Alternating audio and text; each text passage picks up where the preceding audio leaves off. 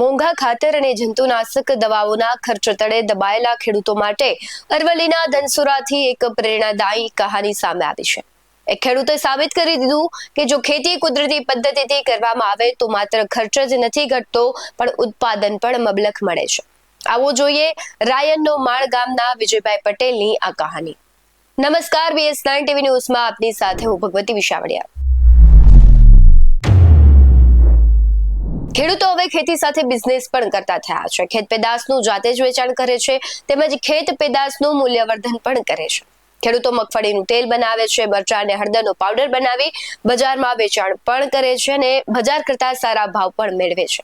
ત્યારે આ છે અરવલ્લીના ધનસુરા તાલુકાનું રાયનનું માળ ગામ। ખેતરમાં લહેરાતી આ હળદર કોઈ સામાન્ય પાક નથી પણ ખેડૂતની કોઠાસૂઝ અને પ્રાકૃતિક ખેતીનું જીવંત પ્રમાણ છે। આજના સમયમાં જ્યારે ખેડૂતો રાસાયણિક ખેતી પાછળ હજારોનો ખર્ચો કરી રહ્યા છે ત્યારે વિજયભાઈ પટેલે માત્ર 1 વીઘા જમીનમાં 500 મણ હળદરનું રેકોર્ડ બ્રેક ઉત્પાદન મેળવીને સૌને ચોંકાવી દીધા છે। વિજયભાઈની આ સફળતાનું રહસ્ય છે ગાય આધારિત પ્રાકૃતિક ખેતી। તેમણે યુરિયા કે DAP જેવા રાસાયણિક ખાતરોને બદલે દેશી ગાયના ગોબર અને ગૌમૂત્રમાંથી બનેલા જીવામૃત અને બીજામૃતનો ઉપયોગ કર્યો અને પરિણામે ખેતીનો ખર્ચ નહિવત થઈ ગયો અને જમીનની ફળદ્રુપતામાં પણ ધરખમ વધારો થયો। શું કહી રહ્યા છે ખેડૂત વિજયભાઈ પટેલ તેના પર નજર કરીએ। મારું નામ વિજયભાઈ પેથાભાઈ પટેલ, ગામ રાયનનો માળ, તાલુકો ધનસુરા, જિલ્લો અરવલ્લી। મેં પ્રાકૃતિક ખેતી 7-8 વર્ષથી કરું છું અને આ સાલ મેં હળદરની ખેતી કરી છે અને હળદરની ખેતીમાં મેં 1 વીઘાની અંદર કરી છે અને મને સારું એવું ઉત્પાદન મળ્યું છે। અને પ્રાકૃતિકમાં મેં ઘન જીવામૃત, આચ્છાદન અને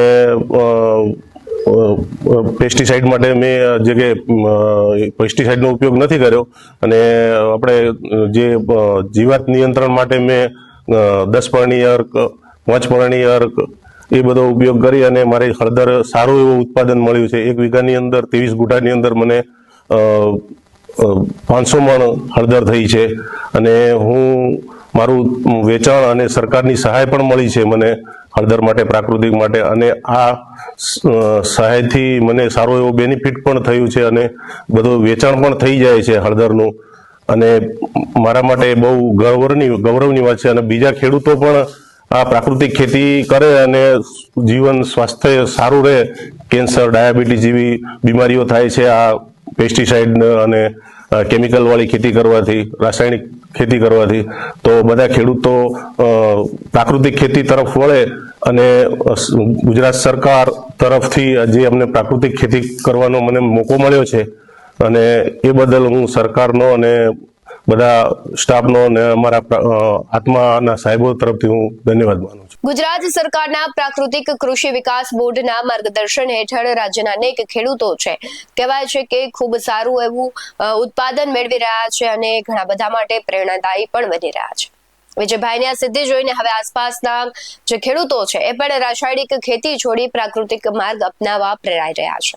તમે પણ પ્રાકૃતિક ખેતી થકી સારી આવક મેળવી રહ્યા છો તો તમે અમને વિડીયો છે અમારા WhatsApp નંબર પર મોકલી શકો છો અને અન્ય ખેડૂતો માટે પ્રેરણાનું ઉદાહરણ બની શકો છો। આવા જ વધુ અહેવાલો સાથે ફરી મળતા રહીશું। તમે અમારી YouTube ચેનલને સબસ્ક્રાઇબ કરવાનું, અમને Facebook અને Instagram પર ફોલો કરવાનું ભૂલશો નહીં। બાકી અવનવી અપડેટ્સ મેળવવા માટે આપ જોતા રહો BS9 TV ન્યૂઝ। નમસ્કાર।